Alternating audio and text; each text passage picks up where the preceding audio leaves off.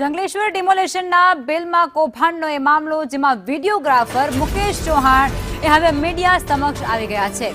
મુકેશ ચૌહાણને એક દિવસમાં ₹2093 મળ્યું હતું. જંગલેશ્વર ડિમોલેશનમાં એક દિવસ તેમણે વિડીયોગ્રાફી કરી હતી અને જંગલેશ્વર ડિમોલેશનમાં વિડીયોગ્રાફીનું બિલ એ 24 લાખ બનાવી દેવાયું.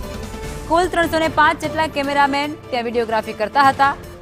ત્યારે તેમનું કહેવું છે કે અમને દિવસ મુજબ મહેનતાણું આપવામાં આવતું. એક દિવસનું કામ કરવાના 2000 મળ્યા હતા. 2000 રૂપિયા કેટલા દિવસ એક દિવસ. તમારે કઈ રીતના કામગીરી હતી? કેટલા વાગે? સવારે 10 વાગે જેસીબી આવ્યા, પછી ડિમોલેશન ચાલુ થયું. સાંજે 4:30 5 પૂરું થઈ ગયું. કેટલી કલાક જેટલું શૂટિંગ થયું? 1.5 કલાક. અને તમને કેટલું વળતર મળ્યું? 2000 રૂપિયા.